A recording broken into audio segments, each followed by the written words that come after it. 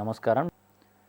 ఇక్కడ తెలుగు భాషకు సంబంధించినటువంటి యొక్క సమాచారాన్ని మనం గమనించినట్లయితే ఇక్కడ స్కూల్ అసిస్టెంట్ కావచ్చు, లాంగ్వేజ్ పండిట్ కావచ్చు, వాళ్ళకు సంబంధించి విమర్శ అనేటువంటిది ఒక టాపిక్గా ఇవ్వడం అనేది జరిగింది. మనకి విమర్శ అంటేనే సహజంగా ఎదుటివారు ఏదైతే చెబుతారో దానిలో ఉన్న లోపాలని వెతకడమే విమర్శ అనేటువంటి అర్థంలో ఇక్కడ మనం తీసుకోవడం అనేది జరిగింది.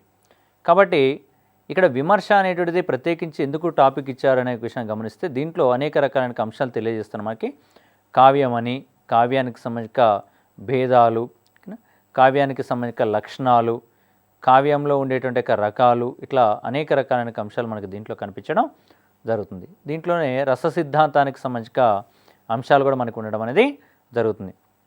రసాలలో నవరసాలు అనేటువంటి అంశాలు కూడా మనకి దీంట్లో భాగంగా మనం చెప్పుకోవడానికి అవకాశం ఉంటుంది. కాబట్టి అభ్యర్థులందరూ కూడా ఈ యొక్క కావ్యం అంటే కావ్యం యొక్క లక్షణాలు కానీ, రస సిద్ధాంతాలు కానీ, వీటికి సంబంధించిన పరిజ్ఞానాన్ని పెంపొందించుకోదగినటువంటి అవకాశాన్ని మనం ఈ యొక్క తరగతుల్లో పరిశీలించడానికి ప్రయత్నం అనేది చేద్దాం. ఇందులో మొదటగా విమర్శ అంటే ఏంది అనే విషయాన్ని ఒకసారి మనం గమనించడానికి ప్రయత్నం చేద్దాం.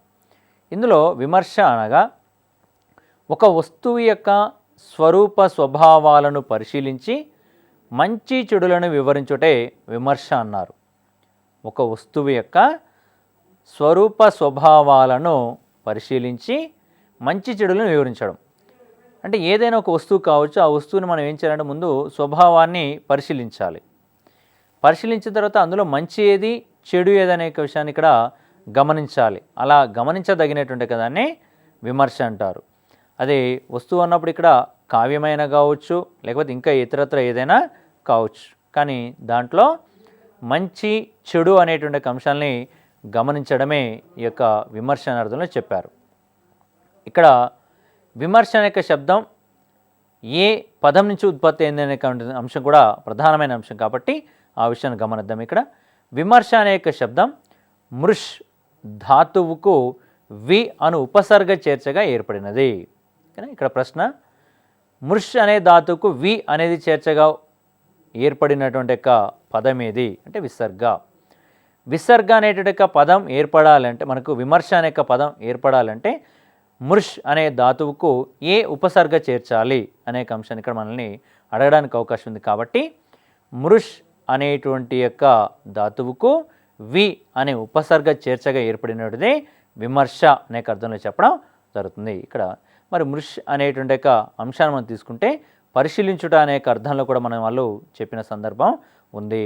కాబట్టి దానికి సంబంధించిన అంశాన్ని చూడడానికి ప్రయత్నం చేద్దాం. ఇక్కడ విమర్శ అనేటువంటి ఒక పదాన్ని మనం గమనించినప్పుడు మనకు దీనికి అనేక పదాలు అనేటువంటి కనిపిస్తుంటాయి, దీనికి అనేక రూపాలు అనేటువంటి కనిపిస్తుంటాయి. ఏమిటి యొక్క రూపాలు అంటే యొక్క పేర్లు అనే విషయాన్ని ఒకసారి చూసినట్లయితే విమర్శ అనే పదానికి పరిశీలించడం, పరీక్షించడం, ఆలోచించడం, చర్చించడం అనే అర్థాలు కలవని చెప్పారు. కాబట్టి ఇక్కడ విమర్శ అంటే పరిశీలన చేయాలి. మొదటగా ఏదైనా ఒక వస్తువుని పరిశీలించాలి. పరిశీలించిన అంశాన్ని పరీక్షించుకోవాలి మనం, ఓకేనా. కాబట్టి పరిశీలించడం అన్నా, పరీక్షించడం అన్నా దాంట్లో ఉన్న లోపాలను వెతుకుతున్న దాంతో సమానమే. కాబట్టి దానికి విమర్శ అనే పదాన్ని ఇవ్వడం అనేది జరిగింది. ఇక్కడ ఆలోచించాలి. ఏదైనా ఒక విషయాన్ని చూడగానే దాన్ని వెంటనే గుడ్డిగా నమ్మకూడదు, ఓకేనా. కాబట్టి దాని గురించి ఆలోచించాలి. ఆలోచిస్తున్నామంటే దాంట్లో ఏదో ఒక విమర్శన చేస్తున్నామనేది అర్థం ఉంది. కాబట్టి ఆలోచించడం, చర్చించడం, ఏదైనా ఒక విషయాన్ని నమ్మకోకుండా దాని మీద చర్చను కొనసాగించడం జరుగుతుంది. కాబట్టి ఇందులో ఏ పదము తీసుకున్నా సరే దానికి విమర్శ అనే అర్థమే రావడం అనేది జరుగుతుంది. కాబట్టి విమర్శ అనే పదానికి ఉన్నటువంటి యొక్క అర్థాలు ఏమిటి అనేది కూడా మనకి ఇక్కడ గమనించాలి. ఏంటి అర్థాలు? పరిశీలించడం, పరీక్షించడం, ఆలోచించడం, చర్చించడం. ఇక విమర్శకు సంబంధించి ఒక చిన్న నిర్వచనాన్ని ఒకసారి గమనిస్తే మనం, ఒకరు చేసినటువంటి యొక్క పనిలో బాగోగులను ఇంకొకరు వివేచించి తెలపడం. ఒకరు చేసినటువంటి యొక్క పనిలో బాగోగులను ఇంకొకరు మనకి వివరించి చెప్పడాన్నే విమర్శ అన్నారు. ఏదైనా కావచ్చు, ఏ పనైనా కావచ్చు. మనం ఒక వ్యక్తి చేశాడు పని, ఈ పని నీది సరి అయినది లేదా సరికాదు అని వివరించి చెప్తుంటాం అనమాట.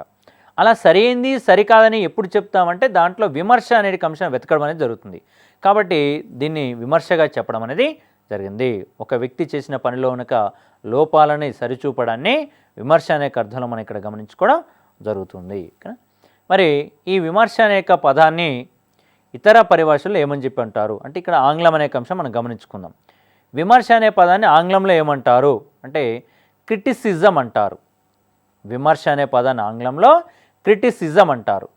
ఇది గ్రీకు పదమైనటువంటి క్రిటైన్ అనేటువంటి పదం నుండి వచ్చింది. మరి ఇక్కడ క్రిటైన్ అంటే అర్థమైంది ఇక్కడ న్యాయ వివేచన చేయడం అని అర్థం.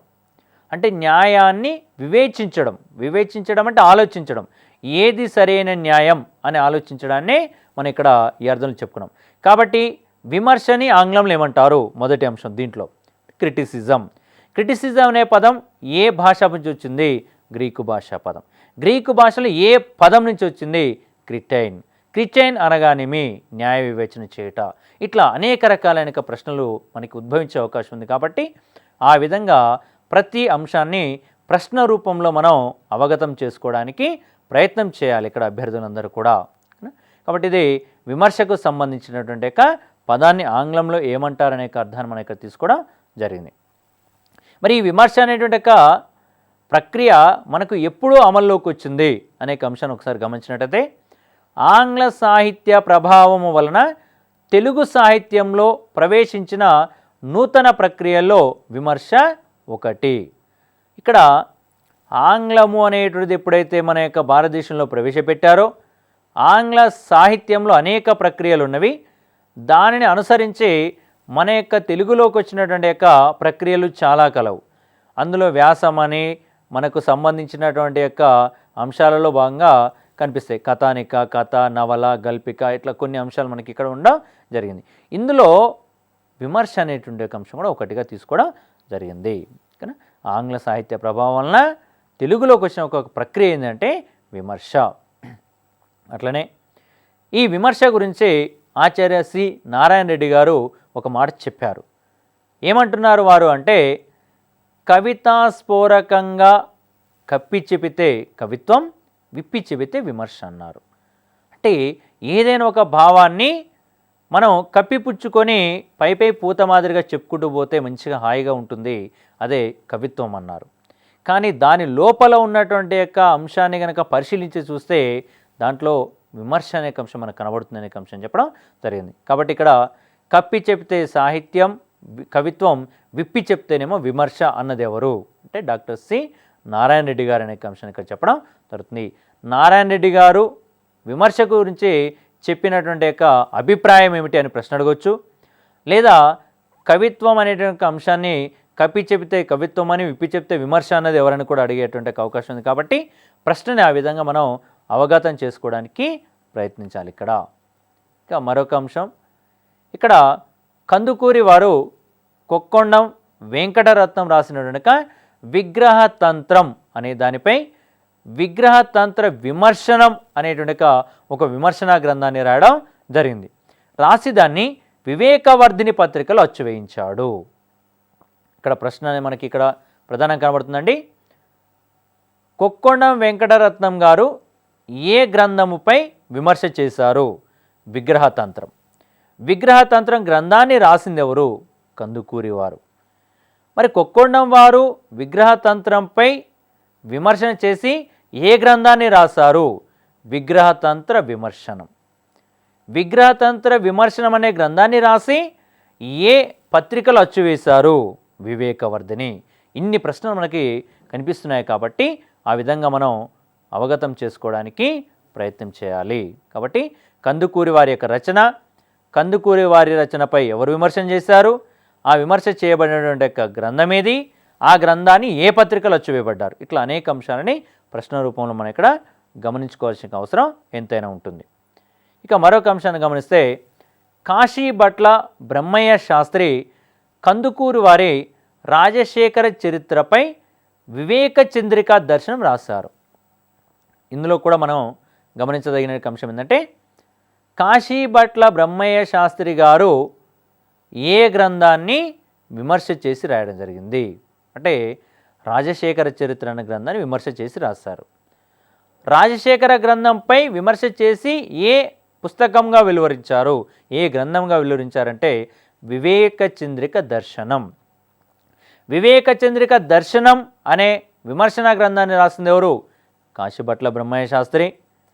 రాజశేఖర చరిత్ర అనే గ్రంథాన్ని రాసింది ఎవరు? కందుకూరి వారు. రాజశేఖర చరిత్రపై విమర్శన చేసి ఏ పుస్తకం, ఏ గ్రంథంగా వెలువరించారు? వివేక చంద్రిక దర్శనం. ఇట్లా ప్రశ్నని ఎటు నుంచైనా అడిగే అవకాశం ఉంది కాబట్టి అదే రీతిలో గమనించుకోవాలి. మరొక అంశం, వీరేశలింగం గారు క్షీణయుగాన్ని వివరిస్తూ సరస్వతి నాద విలాపం అనే పేరుతో విమర్శ చేయడం అని జరిగింది. ఇక్కడ క్షీణయుగాన్ని విమర్శించినటువంటి యొక్క రచయిత ఎవరు? వీరేశలింగం గారు. వీరేశలింగం గారు క్షీణయుగాన్ని విమర్శిస్తూ వ్రాసిన గ్రంథం ఏది? సరస్వతీనాద విలాపం. ఇట్లా సరస్వతీనాద విలాపం అనేటువంటి విమర్శన గ్రంథాన్ని రాసిందెవరు? వీరేశలింగం గారు. కాబట్టి ప్రశ్నని ఏ కోణంలోనైనా మనల్ని అడిగే అవకాశం ఉంది కాబట్టి ఆ విధంగా అభ్యర్థులు గమనించుకోవాలి. ఇక కట్టమంచి రామలింగారెడ్డి గారు కవితత్వ విచారం అనేటువంటి ఒక గ్రంథాన్ని తెలుగులో సమగ్రమైన తొలి విమర్శనా గ్రంథంగా మనం చెప్పుకుంటున్నాం ఇక్కడ. కాబట్టి ప్రశ్న, తెలుగులో సమగ్రమైన తొలి విమర్శనా గ్రంథం ఏది? తొలి విమర్శా గ్రంథం అంటే కవితత్వ విచారం. కవితత్వ విచారం అనే గ్రంథాన్ని రాసిన వారెవరు? కట్టమంచి రామలింగారెడ్డి గారు. ఇక్కడ తొలి సమగ్రమైన విమర్శ గ్రంథ రచయిత ఎవరు? కట్టమంచి రామలింగారెడ్డి. ప్రశ్న చూడండి ఒక్కసారి, ఎంత చక్కగా అడిగే అవకాశం ఉంది. కాబట్టి తొలి సమగ్ర విమర్శన గ్రంథ రచయిత, తొలి సమగ్రమైన విమర్శా గ్రంథం, కవితత్వ విచారం అనే గ్రంథాన్ని రాసిందెవరు? ఇట్లా అడిగే అవకాశం ఉంది కాబట్టి వాటిని గమనించుకోదగినటువంటి ఒక అంశం ఇది. ఇకపోతే కవిత్వము విమర్శనము ఈ రెండింటికి మధ్య అవినాభావ సంబంధం కలదు. కవిత్వము విమర్శనము ఈ రెండింటి మధ్య అవినాభావ సంబంధం అనేది కలదు. ఎందుకంటే కవిత్వము రాస్తేనే దానిలో ఉన్న లోపాలను వెతకడానికి అవకాశం ఉంటుంది కాబట్టి కవిత్వంతో పాటే విమర్శ అనేది కలగలిపి ఉంటుంది కాబట్టి కవిత్వం అనే అంశం, విమర్శ అనే అంశం రెండు కూడా అవినాభావ సంబంధం కలిగినవి.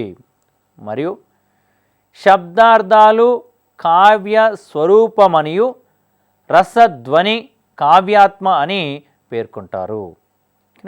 ఇక్కడ కావ్యాత్మ అని దేన్ని అంటారు?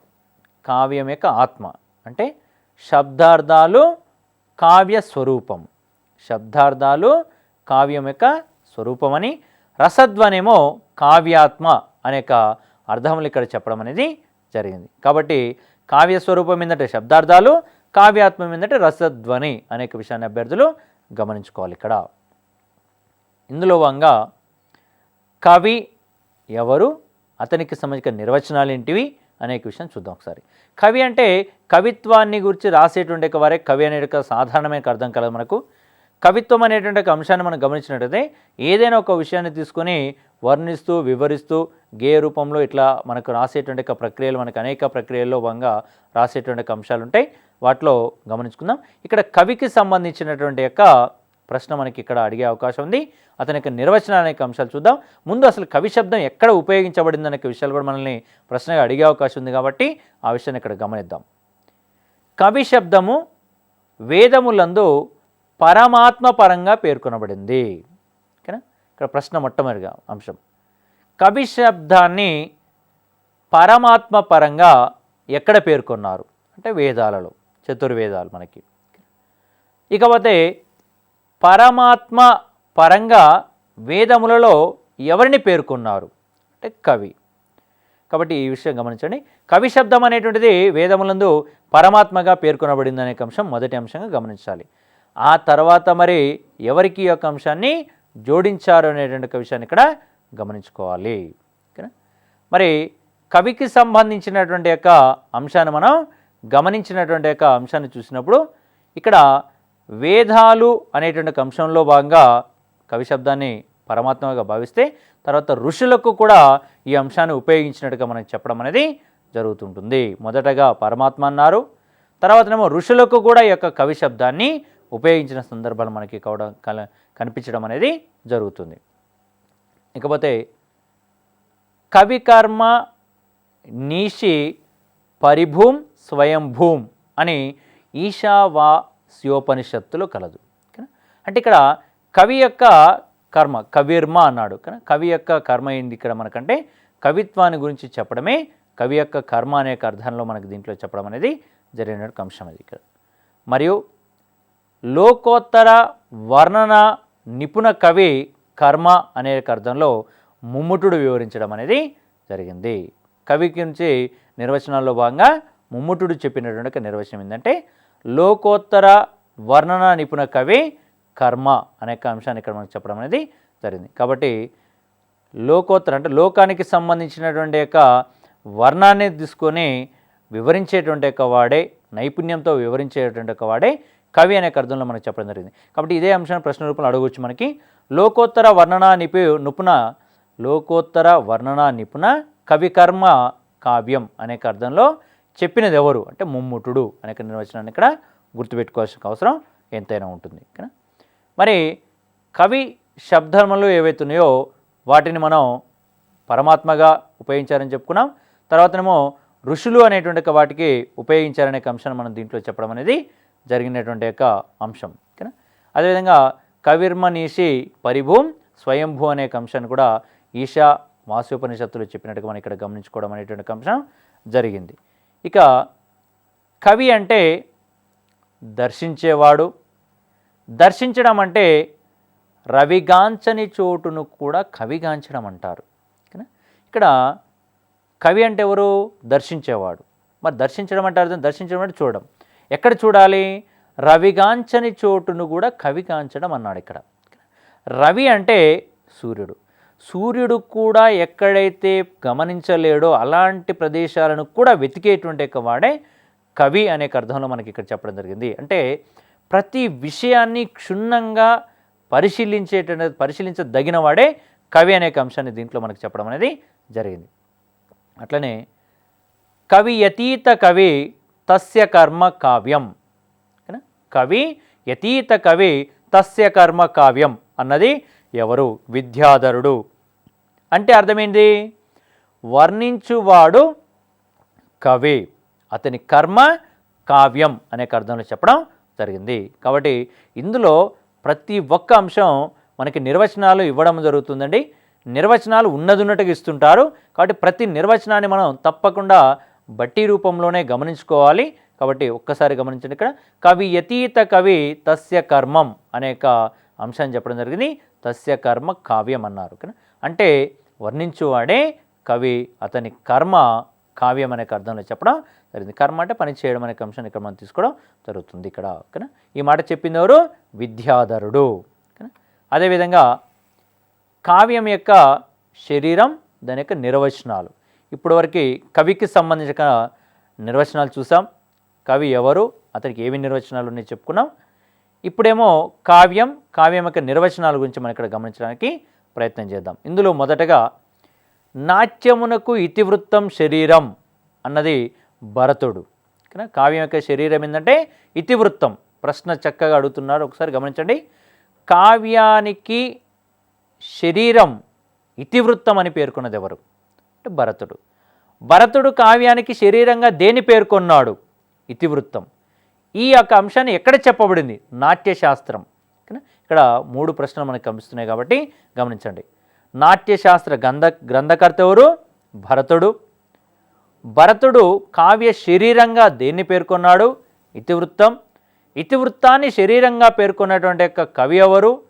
భరతుడు. ఇక్కడ ప్రశ్నలు ఈ విధంగా అడిగేటువంటి అవకాశం ఉన్నది. మరొక అంశం, సహితములైన శబ్దార్థములు కావ్యం. సహితములైన శబ్దార్థములు కావ్యం అన్నారు. ఈ మాట చెప్పినటువంటిది భామహుడు. ఈ భామహుడు అనేక వ్యక్తి ఎక్కడ చెప్పారు ఈ యొక్క మాటని?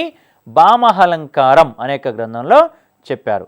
భామహలంకారం అనేక గ్రంథ రచయిత ఎవరు? భామహుడు. మరి భామహుడు కావ్యానికి కావ్య శరీరం అనేక అంశం ఏం చెప్పారంటే శబ్దార్థాలు. సహితములైన శబ్దార్థములే కావ్యం అనే అర్థంలో చెప్పడం జరిగింది. కాబట్టి మంచి హితాన్ని చేకూర్చేటువంటి యొక్క శబ్దము అర్థము శబ్దార్థాలే కావ్యం అనే అర్థంలో తీసుకున్నాడు మన యొక్క భామహుడు. ఇక్కడ గమనించేటువంటి అంశం ఏంటంటే అంశం ఒక్కొక్కరు ఒక్కొక్క అంశాన్ని కావ్య శరీరంగా చెప్తున్నారు కాబట్టి ఎవరు ఏ అంశం చెప్పారో ఒకసారి గమనించండి. ఇక్కడ మరొక అంశం ఇష్టార్థ వ్యవచ్ఛిన్న పదావళి కావ్యం. ఇష్టార్థ వ్యవచ్ఛిన్న పదావళి కావ్యం అన్నది ఎవరంటే దండి. ఈ దండి ఏ కావ్యంలో ఆ యొక్క మాట చెప్పాడంటే కావ్యాదర్శనం. ఇక్కడ కావ్యాదర్శం అనే గ్రంథ రచయిత ఎవరు? దండి. మరి దండి కావ్యానికి శరీరంగా దేని చెప్పారంటే పదావళి అన్నాడు. అంటే ఇష్టార్థ వ్యవచ్ఛిన్న పదావళి. ఓకేనా, మనం ఏ యొక్క పదం అయితే తీసుకున్నామో ఆ పదమే దాని యొక్క శరీరంగా మన దానికి చెప్పడం అనేది జరుగుతుంది. శబ్దార్థాలు కావ్య శరీరం అన్నది ఎవరు, పదావళి కావ్య శరీరం అన్నది ఎవరు అనేక విషయాలు కూడా మన అభ్యర్థులు గమనించాలి ఇక్కడ. అట్లనే విశిష్టార్థ ప్రకాశమగు శబ్దమే కావ్యం. విశిష్టార్థ ప్రకాశమగు శబ్దమే కావ్యం. విశిష్టమైన అర్థం ఇక్కడ ఈ మాట చెప్పినటువంటిది ఆనందవర్ధనుడు. ఓకేనా, లోకోత్తర వర్ణనని ఇప్పుడు ఎవరన్నారు? ఇక్కడ విశిష్టార్థ ప్రకాశమైన శబ్దమే కావ్యం అన్నది ఎవరు అనే విషయాన్ని ఇక్కడ గమనించాలి. ఓకేనా, అదేవిధంగా అదోషములు సగుణములు అయిన శబ్దార్థములు కావ్యం అన్నది మమ్మటుడు. ఓకేనా, గమనించాలి. అదోషములు సగుణములు అయినటువంటి శబ్దార్థాలే కావ్యం అనేటువంటి అంశం ఎవరంటే మమ్మటుడు. అంటే శబ్దము అర్థము ఈ రెండు కూడా ఎట్లుండాలంటే అదోషములు అంటే దోషములు లేకోకుండా ఉండాలి, సుగుణములు మంచి గుణములను కలిగి ఉండాలి. దోషాలు లేకోకుండా మంచి గుణాలు కలిగినటువంటి యొక్క శబ్ద అర్థాలు ఏవైతున్నాయో అవే కావ్యం అని చెప్పినటువంటి వారు ఎవరంటే మమ్ముటుడు. కాబట్టి గమనించాలి. ఇక్కడ మరొక అంశం వాక్యం రసాత్మకం కావ్యం. వాక్యం రసాత్మకం కావ్యం అన్నది అంటే విశ్వనాథుడు. ఇది ప్రతి ప్రశ్న పత్రాలలో వస్తున్నటువంటి ఒక ప్రశ్న అండి. కాబట్టి గమనించాలి. ఇక్కడ వాక్యం రసాత్మకం కావ్యం అన్నది ఎవరంటే విశ్వనాథుడు. ఈ యొక్క నిర్వచనాలలో మరొక అంశం నిర్దోష గుణాలంకార రసవంతమైన వాక్యమే కావ్యం. నిర్దోష గుణాలంకార రసవంతమైన వాక్యమే కావ్యం అని చెప్పినటువంటిది భోజుడు. భోజుడు రాసినటువంటి యొక్క గ్రంథం ఇది కంఠాభరణం. ఓకేనా, కాబట్టి గమనించాలి. కంఠాభరణం యొక్క రచయిత భోజుడు. ఇక్కడ నిర్దోషమైనటువంటి యొక్క గుణాలంకార రసవంతమైన వాక్యం కావ్యం అని చెప్పింది ఎవరంటే భోజుడు అనేటువంటి ఒక విషయాన్ని ఇక్కడ గమనించండి. ఓకేనా, ఇది దానికి సంబంధించింది. మరియు ఇప్పటివరకు కావ్యానికి సంబంధించిన నిర్వచనాల గురించి గమనించుకోవడం జరిగింది. ఇప్పుడు కావ్యం యొక్క హేతువులు. హేతువు అంటేనే మనం దాన్ని విమర్శిస్తూ చెప్పేటువంటి అంశంలో భాగంగా ఇక్కడ చెప్పుకోవచ్చు. హేతువులు ఎన్ని, అవి ఏంటి అనే విషయాన్ని ఇక్కడ ఒకసారి గమనించడానికి ప్రయత్నం చేద్దాం. కవి అర్థమును ఆశ్రయించి శబ్దమును ప్రయోగిస్తాడు అనే అంశాన్ని దీంట్లో చెప్పడం జరిగింది. మరి కవి అనేటువంటి వ్యక్తి దేని ఆధారంగా శబ్దాలు ప్రయోగిస్తాడు అంటే అర్థాన్ని అనుసరించి అని చెప్పేసి అందులో చెప్పడం జరుగుతుంది. మనకి శబ్దం యొక్క అర్థం శబ్దార్థమే ప్రధానంగా కావ్యం అనేటువంటి అంశం రాయబడుతుంది. కాబట్టి కవి అర్థమును ఆశ్రయించి శబ్దమును రాస్తాడనే అర్థం చెప్పడం జరిగింది. అయితే విమర్శకుడు ఏం చేస్తాడట? శబ్దమును ఆశ్రయించి అర్థమును గ్రహించుట. ఇక్కడ మనం ప్రశ్న చూడండి ఒకసారి. కవి ఏమో అర్థాన్ని ఆశ్రయిస్తే విమర్శకుడేమో శబ్దాన్ని ఆశ్రయిస్తాడు. ఇక్కడ ఈ యొక్క ప్రశ్నని గమనించండి. ఇది దీనికి సంబంధించింది. ఇకపోతే కావ్యం యొక్క హేతువులు. కావ్యం యొక్క హేతువులు 3 గలవు. అందులో ఒకటి ప్రతిభ, 2 వ్యుత్పత్తి, 3 అభ్యాసము. ఇక్కడ ప్రతిభ అంటే ఏంది, వ్యుత్పత్తి అంటే ఏంది, అభ్యాసం అనే అంశం గమనిద్దాం. కావ్య హేతువులు ఎన్ని? 3. అవి ఏవి? ప్రతిభ, వ్యుత్పత్తి, అభ్యాసము. ఈ క్రింది వానిలో కావ్యం యొక్క హేతువు కానిదేది లేదా అయినదేది అని అడిగే అవకాశం ఉంది. కాబట్టి ప్రతిభ, వ్యుత్పత్తి, అభ్యాసం అనే అంశాన్ని ఇక్కడ మనం గమనించుకోవాలి. ప్రతిభ అనేటువంటి యొక్క అంశాన్ని గమనిస్తే దీనినే ప్రజ్ఞ అంటారు, నిపుణ అనేక అంశాన్ని కూడా చెప్పడం జరుగుతుంది. ప్రతిభ అనేక దానికి ఉన్నటువంటి అర్థాలు ప్రజ్ఞ, నిపుణత. నిపుణత అంటే నైపుణ్యం, కానీ నైపుణ్యం అనేక అంశాలు దీంట్లో కనిపించడం జరుగుతుంది. ఇంతకుముందు ఎవ్వరూ చెప్పని విధంగా ఒక విషయాన్ని చెప్పగలడమే విమర్శ, దాంట్లో ప్రతిభ అనేక అర్థాన్ని చెప్పడం జరిగింది. ఇక్కడ ప్రతిభ అంటే ప్రజ్ఞ, నిపుణత అన్నారు. ఈ నిపుణత అనేది ఎలా ఉండాలి, నైపుణ్యం ఎలా ఉండాలంటే ఇంతకుముందు ఎవ్వరూ చెప్పని రీతిలో చెప్పగలగాలి, ఓకేనా, దాన్నే ప్రతిభ అంటారు. కాబట్టి కావ్యాన్ని రాసేటప్పుడు ప్రతిభ అనేది ఉండాలి కవికి. ఇతరులు చెప్పిన అంశాన్ని ఎత్తిరాయడం కాదు, ఇతరులు ఎవ్వరూ చెప్పని అంశాన్ని తెలుసుకొని రాయడమే ఇక్కడ ప్రతిభ అనే అర్థంలో మన వాళ్ళు చెప్పడం జరిగింది. కాబట్టి గమనించండి, ప్రతిభ అంటే ఏంది, దానికి ఉన్న అర్థాలు ఏంటి అనే విషయాన్ని ఒకసారి పరిశీలించుకోవాలి. మరియు వ్యుత్పత్తి అనేక పదం ఉంది ఇక్కడ. ఈ వ్యుత్పత్తి అనేక పదాన్ని పాండిత్యం అంటారు. వ్యుత్పత్తి అనేక పదానికి మరొక పేరు పాండిత్యం. మరి పాండిత్యం అంటే ఏంది? అనేక రకాల శాస్త్ర జ్ఞానం వల్ల లభించేటువంటిదే పాండిత్యం. అనేక రకాలైనటువంటి శాస్త్రం యొక్క జ్ఞానం అనేటువంటిది మనకి ఉండాలి, దాన్నే పాండిత్యం అంటాం. ప్రతిభ ఉన్నప్పుడు ఏదైనా ఒక విషయాన్ని తీసుకొని రాయగలం. ఆ రాసినటువంటి యొక్క విషయాన్ని రాసే ముందు మనకి ఏముండాలంటే అనేక శాస్త్రాల యొక్క జ్ఞానం ఉండాలి, దాన్నే పాండిత్యం. పాండిత్యం అంటే వ్యుత్పత్తి. తర్వాత అభ్యాసం, నిరంతరం కావ్య ప్రక్రియలు చదవడం. నిరంతరం కావ్య ప్రక్రియలు చదవడం అంటే కవి అనేటువంటి వాడు 3 లక్షణాలు కలిగి ఉన్నాడు. దీంట్లో కావ్య హేతువులు అంటే కావ్యం రాయడానికి 3 అంశాలు కావాలి. ఒకటి ప్రతిభ కలిగి ఉండాలి, వ్యుత్పత్తి కలిగి ఉండాలి, అభ్యాసం కలిగి ఉండాలి. ప్రతిభ అంటే మనకు చెప్పుకున్నటువంటి అంశంలో భాగంగా ఏదైనా నైపుణ్య అంశం అనేది కలిగి ఉండాలి. అంటే ఎవరు కూడా ఇప్పటివరకు రాయని విధంగా రాయగలగాలనుకున్నాం. మరి అలా రాయాలంటే మనకి ఏం కావాలి? అనేక అంశాలని చదవాలి కదా. కాబట్టి ఇక్కడ అనేక రకాలైన శాస్త్ర విజ్ఞానం అనేది లభించాలి. శాస్త్ర విజ్ఞానం లభించాలంటే వ్యుత్పత్తి ఉండాలి. మరి వ్యుత్పత్తి ఉండాలి, అనేక శాస్త్ర విజ్ఞానం లభించాలంటే ఎక్కడ లభిస్తాయి? చదవాలి కాబట్టి అభ్యాసం కావాలి. కాబట్టి ఈ 3 అంశాలు కూడా కావ్య హేతువులుగా మన వాళ్ళు చెప్పడం అనేది జరిగింది. మరి ఈ 3 అంశాలు కావ్య హేతువులు అని చెప్పినటువంటి వారు ఎవరు, అందులో మొదటి వారు ఎవరు, తర్వాత ఎవరనే విషయం ఒకసారి గమనిద్దాం. కావ్య హేతువులను గురించి మొట్టమొదటిసారిగా చెప్పినవాడు భామహుడు. కావ్య హేతువులను గురించి మొదటగా చెప్పినవాడు ఎవరు అంటే భామహుడు. ఇది ప్రశ్నగా అడిగే అవకాశం ఉంది, గమనించండి. మరి ప్రతిభ ఒక్కటే కావ్య హేతువు అని చెప్పినటువంటి వారు. ఇప్పుడు మనం 3 కావ్య హేతువులు అనుకున్నాం, ప్రతిభ, వ్యుత్పత్తి, అభ్యాసం. ఇందులో వ్యుత్పత్తి, అభ్యాసము మనకు కావ్యానికి హేతువులు కావు. కేవలం ప్రతిభ ఒక్కటే కావ్య హేతువు అనేటువంటి వ్యక్తులు ఎవరు అంటే ఇక్కడ రాజశేఖరుడు, భట్టతౌతుడు అనేటువంటి వ్యక్తులు దీంట్లో ఉండడం అనేది జరిగింది. కాబట్టి ప్రశ్న, ప్రతిభ ఒక్కటే కావ్య హేతువులు అన్నది ఎవరు? కాబట్టి రాజశేఖరుడు, భట్టతౌతుడు అనే అంశాన్ని ఇక్కడ గమనించుకోవాలి. ఇది దీనికి సంబంధించింది. అట్లనే ముమ్ముటుడు అనేటువంటి వ్యక్తి ఏం చేశాడంటే ప్రతిభ, అదేవిధంగా వ్యుత్పత్తి, అభ్యాసం అనే అంశాలు కాకోకుండా మరొక నిర్వచనం, కొత్త అంశం చెప్పాడు. ఇక్కడ ఏమంటున్నాడు ఈయన? శక్తి, నిపుణత, అభ్యాసములు కావ్య హేతువులు అని చెప్పేసి పేర్కొంటాడు. కానీ ముమ్ముటుడు చెప్పిన అంశాలు 3 అంశాలు ఈయన కూడా. అందులో శక్తి అనేది, నిపుణత అనేది, అభ్యాసం అనేటువంటి అంశాలు ఈ 3 కూడా కావ్య హేతువులుగా చెప్పినటువంటి వ్యక్తి ముమ్ముటుడు. ఇందులో శక్తినే ప్రతిభ అని కూడా పేరు పెట్టారు. శక్తికే ప్రతిభ అనే అర్థంలో చెప్పడం జరిగింది. మరి ఈ 3 కూడా గొప్పది ఏంటి అంటే ప్రతిభ. ఈ మాట చెప్పింది ఎవరంటే రాజశేఖరుడు.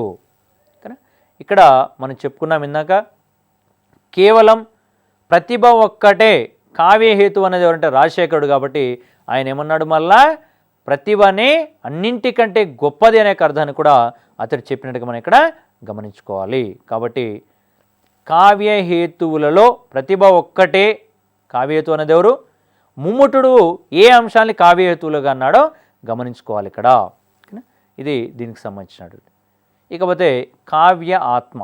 కావ్యాత్మ, కావ్యం అనేటువంటి దానికి కొంత ఆత్మ అనేటువంటి అంశం. మనకు మానవునికి శరీరంలో ఆత్మ ఏ విధంగా ఉంటుందో కావ్యానికి కూడా ఆత్మ అనేటువంటిది అలాగే ఉంటుందనే అర్థాన్ని ఇక్కడ మనం తీసుకోవడం జరుగుతుంది. ఇక్కడ మరి కావ్యాత్మ అనేటువంటి అంశాన్ని గమనించినప్పుడు ఏది కావ్యాత్మ అని చెప్పేసి కొంతమంది చెప్పడం జరిగింది.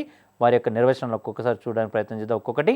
ఇందులో భాగంగా మొదటి అంశం, కావ్యాత్మ ధ్వని అని పేర్కొన్నటువంటి యొక్క వ్యక్తి ఆనందవర్ధనుడు. దీని ఆధారంగానే ధ్వని సిద్ధాంతాన్ని రూపొందించాడు. కావ్యాత్మ ధ్వని అని పేర్కొన్నది ఆనందవర్ధనుడు. ధ్వని సిద్ధాంతాన్ని రూపొందించిన వ్యక్తి ఆనందవర్ధనుడు. 2 ప్రశ్నలు ఇక్కడ మనకు ఉన్నాయండి. కాబట్టి గమనించాలి, ఆనందవర్ధనుడు ప్రతిపాదించిన సిద్ధాంతం ధ్వని సిద్ధాంతం.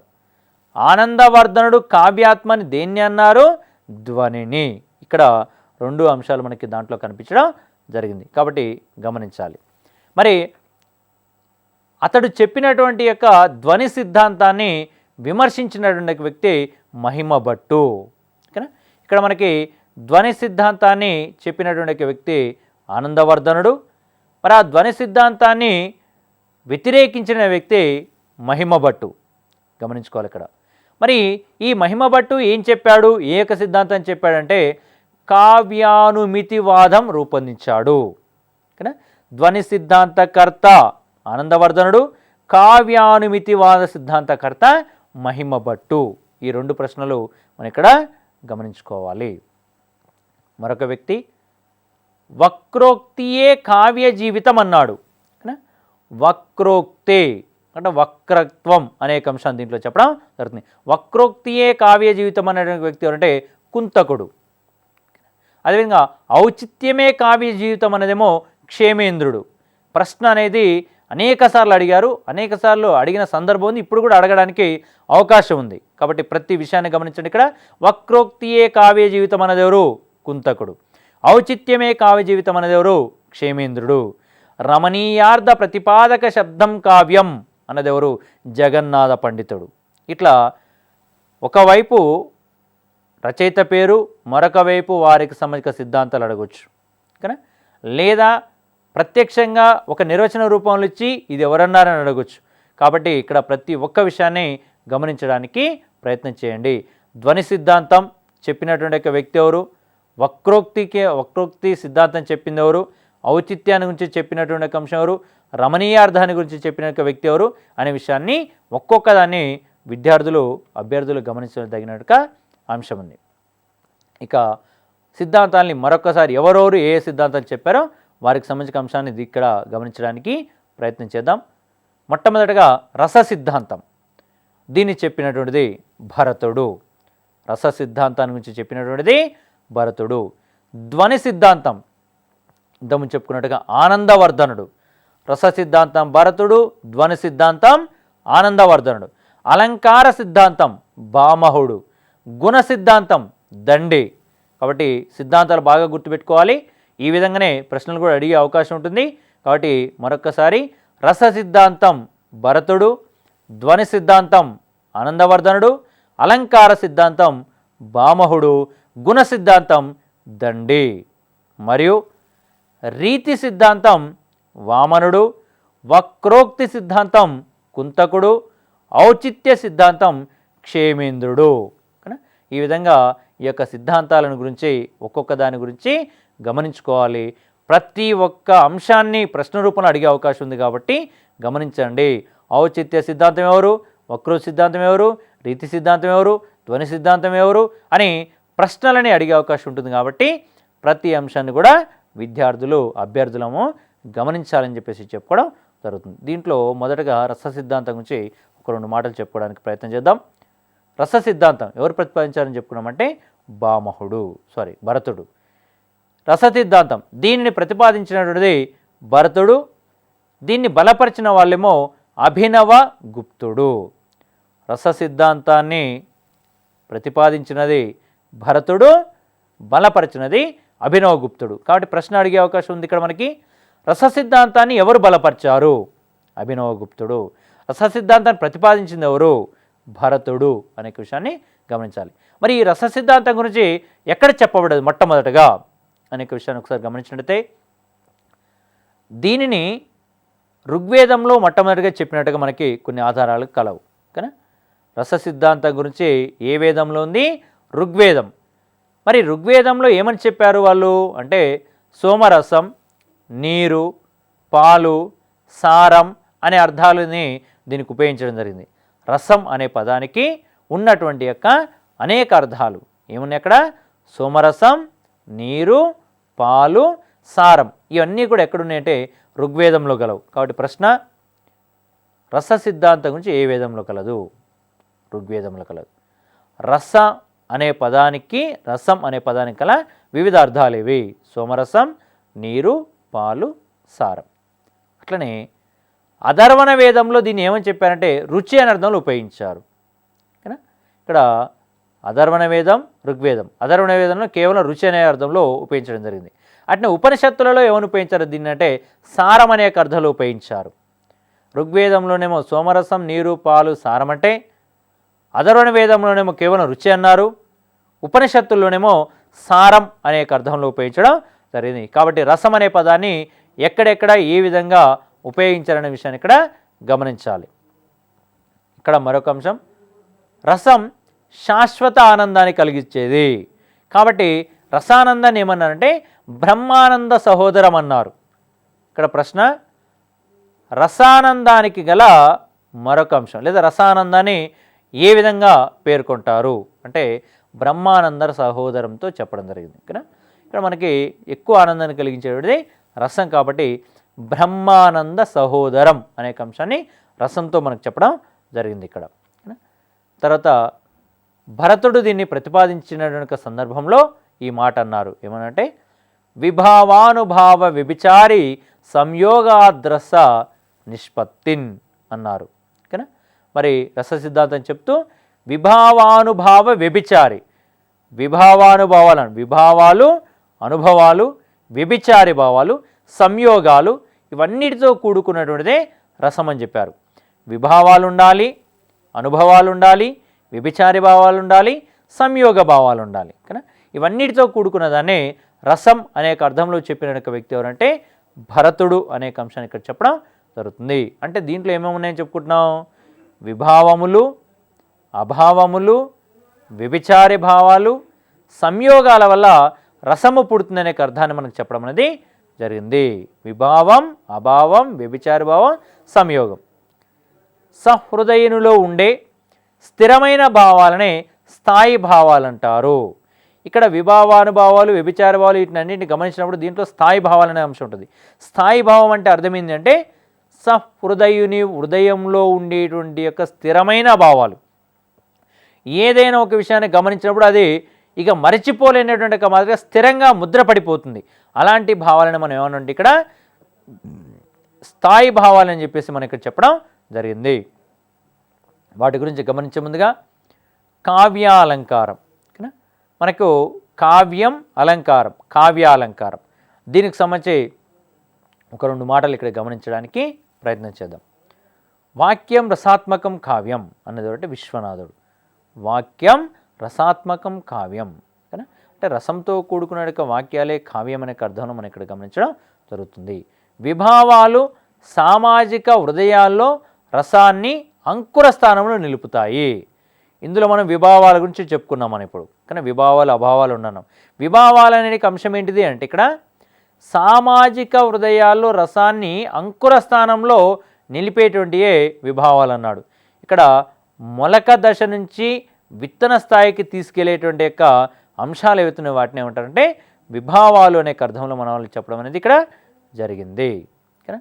అదే సాహిత్య దర్పణంలో విభావాలు రెండు రకాలు. ఓకేనా? మనం విభావాలు, అభావాల్లో భాగంగా విభావాలను చెప్పుకుంటున్నాం. విభావాలు అనేటువంటి ఏంటి అంటే రసాన్ని అంకుర స్థానంలో నిలిపేటువంటి వాటిని విభావాలు. ఇవి రెండు రకాలని చెప్పేసి మనం సాహిత్య దర్పణం అనే గ్రంథంలో చెప్పుకోవడం జరిగింది. ఏంటి ఆ యొక్క రెండు? ఒకటి ఆలంబన విభావం, రెండు ఉద్దీపన విభావం. ఒకటి ఆలంబన విభావం, రెండు ఉద్దీపన విభావం. మరి ఆలంబన విభావం అంటే ఏంది? ఆలంబనం అంటే ఆధారం అని అర్థం. ఏదైనా ఒక విషయాన్ని ఆధారంగా తీసుకుని చెప్పేదాన్ని ఆలంబన విభావం అంటారు. మరి ఎక్కడుంటుంది ఈ యొక్క ఆధారం? దేని ఆధారంగా చేసుకొని ఈ యొక్క ఆలంబనం వస్తుందంటే నాయకులను ఆశ్రయించి ఉండేటువంటిదే ఆలంబన విభావం. కానీ ప్రశ్న, నాయకులను ఆశ్రయించి ఉండేటువంటి యొక్క విభావం ఏది? ఆలంబన విభావం. ఓకేనా? అంటే నాయకులు వచ్చేసి మన ముందు నటించి దానికి సంబంధించిన వివరాన్ని తెలియజేస్తారన్నమాట. కాబట్టి అది ఆలంబన విభాగంగా చెప్పడం జరుగుతుంది. వాళ్ళలో నుంచి పుట్టేటువంటిది.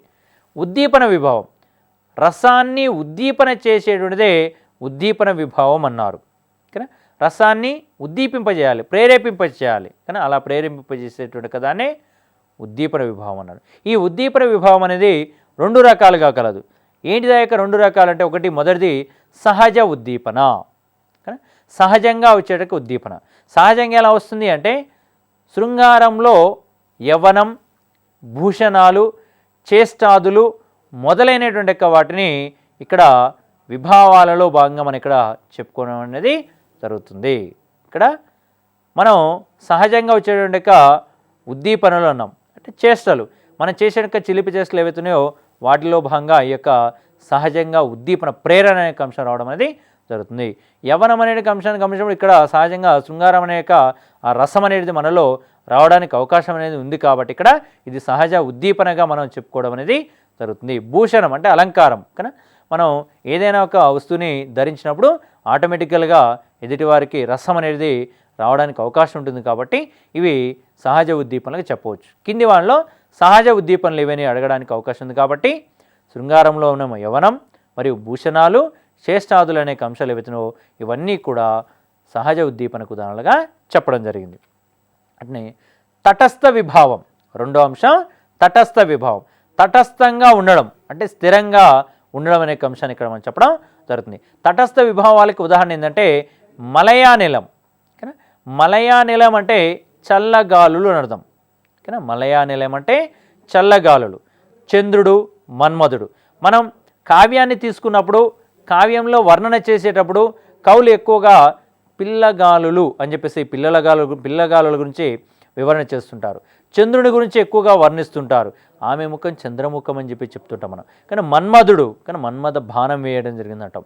ఇట్లా ఆ పదాలు అనేటువంటి దాంట్లో తటస్థంగా ఉండి ఉద్దీపన, ప్రేరేపణ కలిగింపచేసేయడానికి అవకాశం ఉంది. ఇక్కడ సహజ ఉద్దీపనలో తటస్థ ఉద్దీపన. తటస్థ ఉద్దీపనలో మలయానిలం, చంద్రుడు, మన్మధుడు అనేక పదాలు దీంట్లో మనం చెప్పుకోవడానికి అవకాశం ఉంది.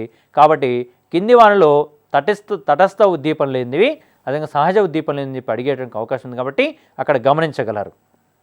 అట్లనే విభావాలు అనేటువంటివి సహృదయునిలో రసస్పర్శను కలిగిస్తే అనుభవాలు ఆ రసాన్ని అనుభవింపచేస్తాయి. కానీ విభావాలు, అనుభవాలని చెప్పుకున్నాం. విభావాలేమో రసాన్ని కలిగింపజేస్తాయి, వాటిని అనుభవంలోకి తీసుకొచ్చేటువంటివేమో అనుభవాలుగా చెప్పడం అనేది జరుగుతుంది ఇక్కడ. కాబట్టి రసాన్ని కలిగించేటివి ఏంటి అంటే విభావాలు, రసాన్ని అనుభవపూర్వకంగా చేసేందంటే అనుభవాలు అనే విషయాన్ని ఇక్కడ అభ్యర్థులు గమనించాలి ఇక్కడ. ఓకేనా. మరియు విభావాలు అనేక అంశాల్లో భాగంగా అనుభవాలు అనేక అంశాల్లో భాగంగా ఒకసారి గమనిద్దాం. ఇవి సంచార భావాలు. ఇక్కడ భావాల్లో మనం ఒకసారి గమనిస్తే సంచార భావాలు ఇవి స్థాయి భావం, విభావానుభావాలతో ప్రేరేపితమై ఏర్పడతాయి. సంచార భావాలు, వ్యభిచార భావాలు ఉన్నాయి. ఇక్కడ సంచార భావాలు అనేటువంటి అంశాన్ని గమనిస్తే అవేమో స్థాయి భావాన్ని ఆధారంగా చేసుకొని విభావానుభావాలతోటి ప్రేరేపితని చెంది ఏర్పడేటువంటి అంశాలు సంచార భావాలు. ఇందులో స్థాయి భావాలు ఉండాలి, విభావానుభావాలు ఉండాలి, అందులో ప్రేరేపితం కావాలి. అదే వ్యభిచార భావాలు మనస్సు రసాభిముఖంగా ఉన్నప్పుడు ఏర్పడేటువంటిది. ఇక్కడ మనస్సు అనేది ఎలా ఉండాలి, రసాభిముఖంగా, మనలో అనేక రసాలు పారుతున్నప్పుడు ఏర్పడేటువంటి అంశాన్ని వ్యభిచార భావాలుగా మనం ఇక్కడ చెప్పుకోవడం జరుగుతూ ఉంటుంది. కాబట్టి సంచార, వ్యభిచార భావాలు అనే అంశాన్ని ఇక్కడ మనం గమనించదగిన విషయం. కానీ మరి ఇవి ఎన్ని కలవు అంటే 33 కలవు. మనకి ఇక్కడ ఇచ్చినటువంటి అంశం వ్యభిచార భావాలు ఎన్ని కలవు అంటే 33. కేవలం ఇక్కడ కొన్ని మాత్రం ఉదాహరణ తీసుకోవడం జరిగింది. అందులో నిర్వేదం, శ్రమం, దైన్యం, జాడ్యం, గ్లాని, త్రాసం, రోషం, శంక, ఆర్తి, ధృతి, గర్వం, సుప్తి. ఇక్కడ కొన్ని మాత్రం ఉదాహరణ తీసుకోవడం జరిగింది మనం. అయితే ఈ క్రింది వానిలో మనకు గమనించినట్లయితే ఏవి వ్యభిచార భావాలు, ఏవి వ్యభిచార భావాలు కావు అనే అర్థాన్ని అడిగే అవకాశం ఉంది. కాబట్టి వాటిని ఒకసారి అభ్యర్థి తప్పనిసరిగా గమనించాలి. సాత్విక భావాలు అంటే సత్వము నుండి పుట్టేవి సాత్విక భావాలు. సత్వము నుండి పుట్టేవి. మనసు సత్వ తమో రజో గుణాల యొక్క నిలయం. కానీ మనసులో ఏమేమి గుణాలు ఉంటాయంటే సత్వగుణం ఉంటుంది, తమో గుణం ఉంటుంది, రజోగుణం ఉంటుంది. ఈ 3 గుణాలతో కలగలిపి ఉంటుంది. ఇందులో సత్వము నుండి పుట్టేటువంటివే సాత్విక భావాలని చెప్పడం జరిగింది. వీటిలో మాలిన్యం అనేది లేదు. మాలిన్యం లేనది, కల్మషం లేనది ఏంటంటే సత్వం అనే అంశం చెప్పడం అనేది జరిగింది. మరి అలంకారికుల యొక్క ప్రకారం ఈ యొక్క సాత్విక భావాలు అనేటువంటివి ఎన్ని కలవు అంటే 8 కలవు. ఇక్కడ ఈ యొక్క అంశాలను మనం అభ్యర్థులు తప్పనిసరిగా గమనించాలి. ఈ 8టిని ఒకసారి చూసుకోవడానికి ప్రయత్నం చేద్దాం. ఒక్కొక్క దాని నుంచి వివరణ ఒకసారి చూద్దాం. ముందు స్తంభం. స్తంభం అనేటువంటి అంశం స్థాయి భావం దేని వలన కలుగుతుంది అంటే భయం, హర్షం, మాయ వలన కలుగుతుంది. స్తంభం అనేటువంటి యొక్క అంశం సాత్విక భావం దేనివల్ల కలుగుతుంది అంటే మనిషికి భయం కలిగినప్పుడు, హర్షం కలిగినప్పుడు, మాయ అనే అంశాల వల్ల ఈ యొక్క అంశం కలుగుతుంది. రెండవది ప్రళయం. ఈ ప్రళయం అనే అంశాన్ని మనం ఒకసారి గమనించినప్పుడు సుఖ దుఃఖాల వలన కలిగేటువంటి జ్ఞానరాహిత్యాన్ని ప్రళయం అంటాం. కానీ అంటే మనం సుఖం కొరకు కానీ జ్ఞానం కొరకు, దుఃఖం కొరకు కానీ మనం పోరాటం చేసేటప్పుడు జ్ఞానం విచక్షణ అనేది కోల్పోయినప్పుడు మనకి అనేక రకాల కోపం వస్తుంది. కోపంలో ఏదో ఒక విధ్వంసం సృష్టిస్తాం. కాబట్టి ప్రళయం అనేది అక్కడ రావడానికి అవకాశం ఉంటుంది. స్తంభం అనేది భయం, హర్షం, మాయ వలన కలిగితే ప్రళయం సుఖం, దుఃఖం వలన కలుగుతుందనే అంశాన్ని గమనించాలి. తర్వాత అశ్రువు. ఇది క్రోధం, దుఃఖం వలన కలిగేటువంటి అంశం. క్రోధం, దుఃఖం వలన కలిగేటువంటి అంశాన్ని అశ్రువు అనే అర్థంలో మనం తీసుకోవడం జరిగింది. తర్వాత స్వేదం. ఈ స్వేదం అనేటువంటిది రతి, హర్షము వలన కలిగేటువంటిది. రతి, హర్షము వలన కలిగేటువంటి అంశం ఏంటంటే స్వేదం. గాద్గద్యం, వైశ్వర్యం. ఇది మదం, సంతోషం, పీడాదుల వలన కలుగుతుంది. ఇక్కడ గమనించాలి. క్రోధం, దుఃఖం వలన కలిగేటువంటి అంశాలు ఏంటంటే అశ్రువు, రతి, హర్షం వలన కలిగేదేమో స్వేదము, గాద్గద్యం, వైశ్వర్యం కలిగేదేమో మదం, సంతోషం, పీడాదుల వలన కలుగుతుంది. తర్వాత రోమాంచం. ఈ రోమాంచం అనే అంశాన్ని ఒకసారి చూస్తే హర్షం, అద్భుతం, భయం వలన కలిగేటువంటి అంశాలు. రోమాంచంలో హర్షం, అద్భుతం, భయం వలన కలిగే అంశాలు. అప్పుడు మనకి ఏమైందంటే రోమాలు నిక్కబుడుస్తాయి. కాబట్టి ఈ రోమాలు నిక్కబడిచినప్పుడు కలిగేటువంటి భావాలు సాత్విక భావాలు వాటిని రోమాంచంగా చెప్పడం జరిగింది. తర్వాత కంపం. కంపం అనేటువంటి అంశాన్ని గమనిస్తే రాగము, ద్వేషము, శ్రమ వలన కలిగేటువంటి అంశాలు. రాగము, ద్వేషము, శ్రమ వలన కలిగేటువంటి అంశాలు ఏవైతున్నాయో వాటిని కంపంగా ఇక్కడ చెప్పడం అనేది జరిగింది. తర్వాత వైవర్ణ్యం. ఓకేనా? వైవర్ణ్యం అంటే విషాదం, మదం, రోషం వలన కలిగేటువంటివి. మరి ఇక్కడికి 8 సాత్విక భావాలు అయిపోయినవి. దీంట్లో 9వ సాత్విక భావాన్ని కూడా ఒక మహానుభావుడు చెప్పడం అనేది జరిగింది. అతడే భానుదత్తుడు అనేటువంటి ఒక వ్యక్తి. అతడు ఆవులింత అనేదాన్ని 9వ సాత్విక భావంగా చెప్పడం జరిగింది. సాత్విక భావాలు ఎన్ని? 8. 9వ సాత్విక భావాన్ని చెప్పింది ఎవరు? భానుదత్తుడు. ఏంటిదా సాత్విక భావం?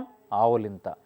దీనికి సంబంధించిన అంశాన్ని ఆవులింతని జృంభ అనే అర్థంలో కూడా ఇక్కడ చెప్పడం అనేది జరుగుతుంది. కాబట్టి ఈ విషయాన్ని అభ్యర్థులు గమనిస్తూ ఇక్కడ సాత్విక భావాలు ఎన్ని, అవి దేని వలన కలుగుతాయనే విషయాన్ని గమనించగలరని చెప్పేసి మనం చేసుకోవడం అనేది జరుగుతుంది. ఈ విధంగా మనకు కావ్యానికి సంబంధించినటువంటి యొక్క నిర్వచనాలు, కావ్య హేతువులు, మరి కావ్యంలో భాగంగానే ఇక్కడ రసానికి సంబంధించిన సిద్ధాంతాలు, తర్వాత అదేవిధంగా దీంట్లో భాగంగా మనకి విభావానుభావాలు, అదేవిధంగా సాత్విక భావాలు అనేక అంశాలను గమనించడం జరిగింది. ఇందులో వ్యభిచార భావాలు ఎన్ని, అవి ఏవి, సాత్విక భావాలు ఎన్ని, అవి ఏవి అనేక విషయాన్ని విద్యార్థులు తప్పనిసరిగా మనం గుర్తుంచుకోవాల్సిన అవసరం ఎంతైనా ఉంటుంది. కావ్య భేదములు. ఇక్కడ మనకు సాత్విక భావాలు అనేటువంటి అంశాన్ని గమనించడం జరిగింది. విభావానుభావాలు, అనుభవాలు అనే అంశంలో భాగంగా మనం కావ్య భేదములు అనే అంశాన్ని ఇక్కడ ఒకసారి గమనిద్దాం. మరి కావ్యము అనేటువంటి అంశాన్ని ఒకసారి చూసినట్లయితే ఇది కొన్ని రకాలుగా గలదు. మనకి స్వరూపాన్ని బట్టి కావ్య రకాలని మనం కొన్ని భేదాలుగా విభజన చేసుకున్నాం. అందులో పద్య కావ్యం, గద్య కావ్యం, చంపు కావ్యం అని చెప్పేసి కొన్ని భాగాలకు విభజన చేసుకోవడం జరిగింది. కావ్యాన్ని స్వరూపాన్ని బట్టి 3 రకాలుగా విభజన చేసుకున్నాం. పద్యకావ్యం, గద్యకావ్యం, చంపు కావ్యం. మరి పద్య రూపంలో ఉండేటువంటిదేమో పద్యకావ్యంగా చెప్పవచ్చు, గద్య రూపంలో ఉండేదేమో గద్యకావ్యంగా చెప్పవచ్చు, చంపు రూపంలో ఉండేటువంటి కదేమో చంపు కావ్యం ఇక్కడ మనం చెప్పుకోవడానికి అవకాశం ఉంది. దీంట్లో ఈ యొక్క అంశాన్ని ఒకసారి గమనించినటువంటి అంశంలో కావ్యం యొక్క భేదాలను మనం ఒకసారి చూసినట్లయితే ప్రదర్శనాపేక్షను బట్టి కావ్యం 2 రకాలు. మళ్ళీ ఓకేనా, ఇక్కడ ప్రదర్శనను చేసే విధానం, మనం ఎదుటి వాళ్ళ ముందు ప్రదర్శన చేసేదాన్ని బట్టి కావ్యం 2 రకాలు. ఒకటి శ్రవ్యము, 2 దృశ్యము. ఇందులో మొదటిది శ్రవ్యము. శ్రవ్యం అనేటువంటి అంశాన్ని మనం తీసుకున్నట్టయితే దీనిని వామనుడు నిబద్ధము, అనిబద్ధము అని విభజించాడు. వామనుడు నిబద్ధము, అనిబద్ధం అని చెప్పేసి విభజన చేసినటువంటి అంశంలో చెప్పడం జరిగింది. వీటికే మరొక పేరు ఏంటంటే మహాకావ్యము, ఉపకావ్యం అనే పేర్లు కూడా ఇక్కడ కలవు. ఓకేనా, కావ్యం అనే అంశాన్ని ప్రదర్శనాపేక్షను బట్టి 2 రకాలు విభజించుకోవచ్చు. ఒకటి శ్రవ్యము, 2 దృశ్యము. శ్రవ్యం అనేటువంటి దాన్ని వామనుడు ఏమన్నాడంటే నిబద్ధము, అనిబద్ధం అని చెప్పాడు. దీనికి ఉన్న మరొక పేరు ఏంటంటే మహాకావ్యము, ఉపకావ్యం అనే అంశాలు ఇక్కడ మనం గమనించుకోవాలి ఇక్కడ. ఓకేనా, అట్లనే మహాకావ్యం అంటే ఏంది ఇక్కడ అంటే అష్టాదశ వర్ణనలు కలిగినది మహాకావ్యం అంటారు. ఓకేనా, అంటే 18 వర్ణనలు కలిగిన దాన్ని మహాకావ్యంగా చెప్తారు. మరి మహాకావ్యానికి అష్టాదశ వర్ణనలు కలిగిన అంశానికి ఉదాహరణ ఏంటంటే ప్రబంధాలు తీసుకోవచ్చు. అదేవిధంగా మనకు ఉన్నటువంటి ఇతిహాసాలు అనే అంశాన్ని కూడా ఇక్కడ ఉదాహరణగా చెప్పుకోవడానికి అవకాశం ఉంది. అట్నే ఉపకావ్యం అన్నాడు. ఉపకావ్యం అంటే కావ్యంకి అనుబంధంగా ఉండే అంశం. ఇక్కడ ఏమన్నాడు, సర్గబంధం లోపించినటువంటిది ఉపకావ్యం. దీనికి లఘు కావ్యం అని కూడా పేరు కలదు. సర్గబంధం లోపించబడిందని ఉపకావ్యం అంటారు. ఈ ఉపకావ్యానికే లఘు కావ్యం అని కూడా పేరు కలదు.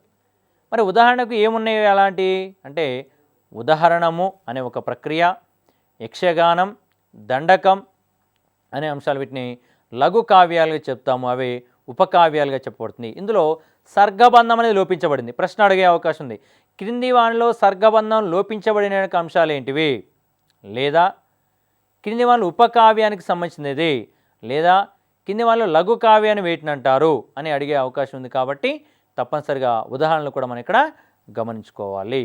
అదేవిధంగా దృశ్యకావ్యం. మరి దృశ్యం అంటేనే చూడడం, చూస్తూ మనం ఏ ఒక్క అంశం అయితే నేర్చుకోవడానికి దోహదం చేస్తుందో దాన్ని దృశ్యకావ్యంగా చెప్పడం జరిగింది. ఇది ప్రదర్శనాయోగ్యమైంది, ప్రదర్శింపబడేటువంటి అంశంగా చెప్పడం అనేది జరుగుతుంది. ఇది ఆంతర్యమును బట్టి కావ్యాలు అనేది 3 రకాలుగా ఉన్నట్టుగా మనం చెప్పడం జరిగింది. ఓకేనా, ఇక్కడ ప్రదర్శన విధానాన్ని బట్టి 2 రకాలు, ఇక్కడ శ్రవ్యము, 2 దృశ్యము.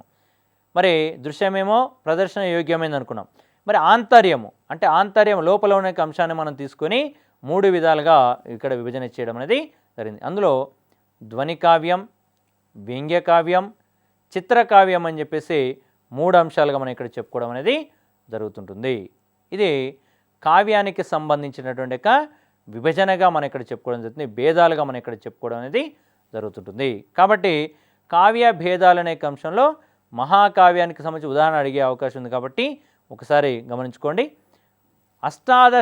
అష్టాదశ వర్ణనలు కలిగినటువంటి దాన్ని ఏమంటారు అనే విషయాన్ని అడిగే అవకాశం ఉంది. కాబట్టి అది మహాకావ్యం అనే అంశాన్ని ఒకసారి గమనించండి. సర్గబంధం లోపించిన దాన్నేమో ఉపకావ్యం అంటారనే విషయాన్ని గమనించండి. ప్రదర్శన యోగ్యమైన దాన్నేమో దృశ్యకావ్యం అంటారని గమనించండి. ఆంతర్యాన్ని బట్టేమో కావ్యాలు 3 రకాలైన విషయాన్ని గమనించండి.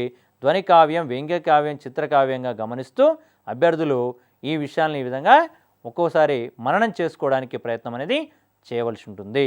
కాబట్టి కావ్యం యొక్క నిర్వచనాలు, కావ్యం యొక్క హేతువులు, కావ్యానికి సంబంధించిన భేదాలు, అదేవిధంగా రసము, రస సిద్ధాంతాలు, విభావాలు, అనుభవాలు, సాత్విక భావాలు అనేక విషయాల్ని మనం దీంట్లో పరిశీలించడం అనేది జరిగింది. ఇందులో విభావాలు, వ్యభిచారి భావాలు, సాత్విక భావాలు అనేటువంటి తప్పనిసరిగా మనకి అయినదేంది కానిదేంది అనే ప్రశ్న అడిగే అవకాశం ఉంది. కాబట్టి వాటిని ఒకసారి విద్యార్థులు తప్పనిసరిగా గమనించుకోగలరని చెప్పేసి మనం తీసుకుంటూ సెలవు తీసుకుంటున్నాను. నమస్తే.